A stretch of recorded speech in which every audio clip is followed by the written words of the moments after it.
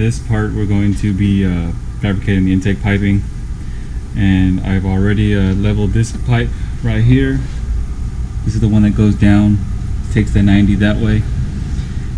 And I purchased my silicone coupler. It's a 180 bend. It's in there, and it's going to come back out from underneath this 90 right here. So about right there. I have the other 3.5 inch 90 right down there. It's just kind of laying there for right now. So anyway, this pipe is already leveled out where it needs to be. So I'm gonna leave that like there, and just so it doesn't move on me, I'm going to make a mark probably somewhere right here in the center line.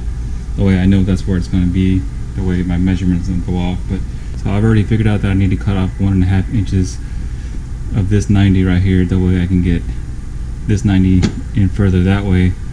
That way these two pipes right here can line up. So I got the miter saw hooked up, and we're going to go ahead and give it a rip and cut 1.5 inches off of this 90 right here. That way we can figure out what angle we need to cut down here. That way these two 90s can mate to one another. So I'm going to go ahead and mark 1.5 inches all the way around and cut it off.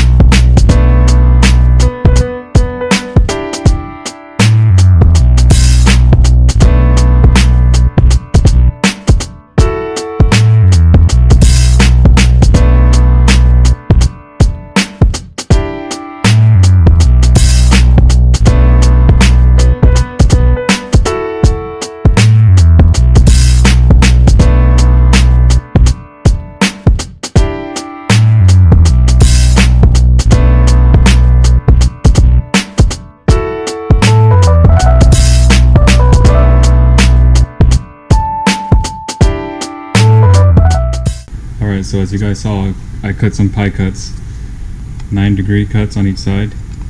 These two in the middle here, and on the end here, they're also 9 degrees, but on one end it's straight 180.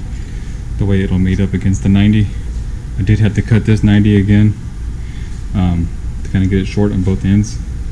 So now that this is all taped together, and spent some time trying to line it up, but there's my mark.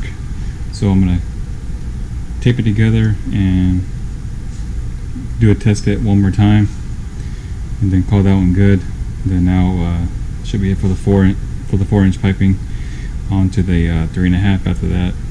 So I'm gonna set this up and see if it lines up. It should, because I have it just here, but if I put it on there and it works, then it's more like a guaranteed fit. Make me feel better. So I'm gonna go ahead and get these together just like so. Line up these marks like that. This tape is just temporary, and yeah, hopefully it lines up.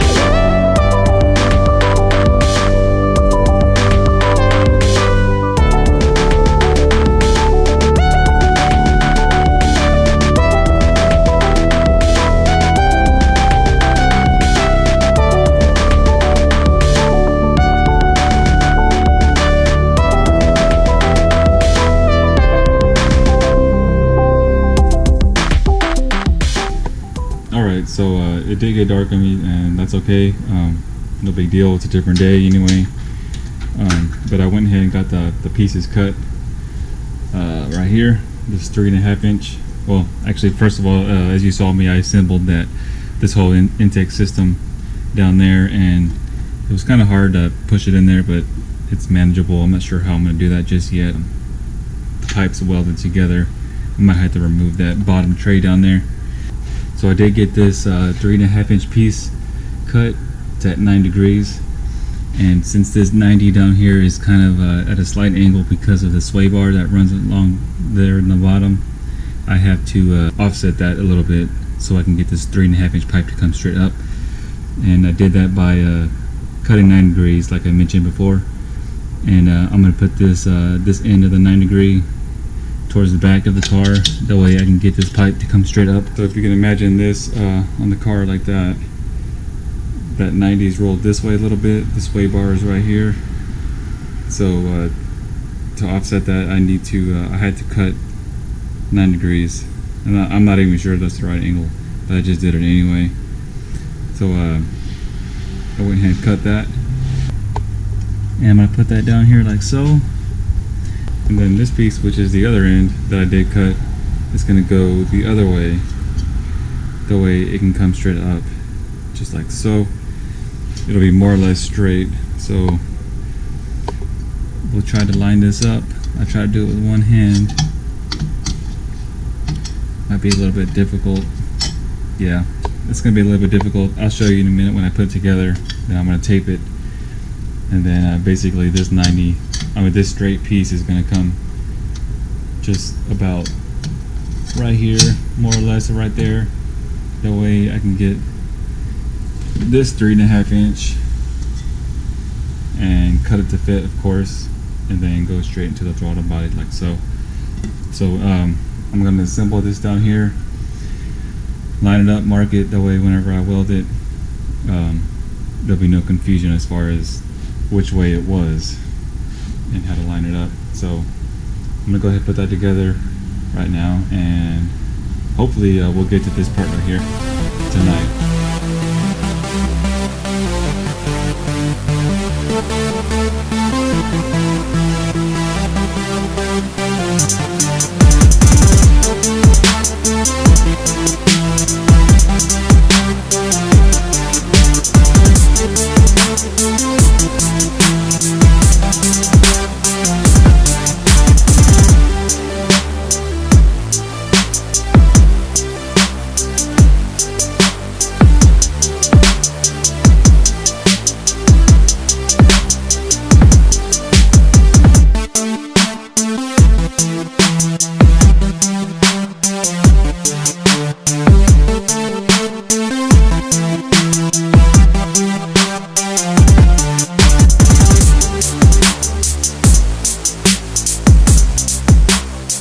Alright guys, so I think I'm done with all the cutting, measuring again and cutting again. I'm just gonna go ahead and mock this up here like it's going to be, but it's gonna be held on with some tape. I think we can call it good. It's on the intake piping. Everything lines up. Looks like it lines up. Nothing's really in a bind just yet. say yet because I haven't welded anything, and I might have to make some minor tweaks here and there after I weld it. I'm not sure yet. But one thing that I will note is I'm going to weld in the air intake temperature sensor bung right here.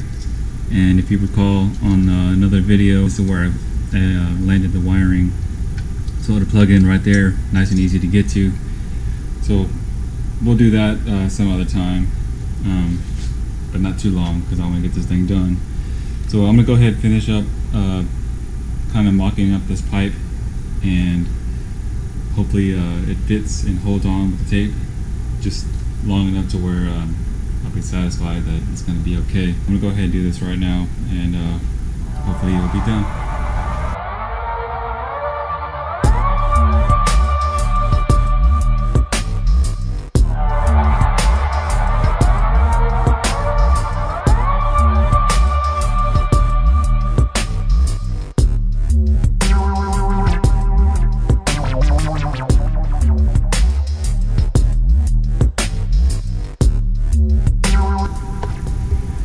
Okay, everything fit.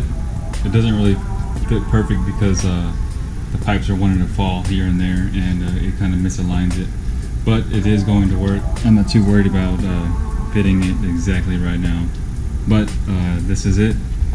This is the intake piping that we're going to be having on this car from now on.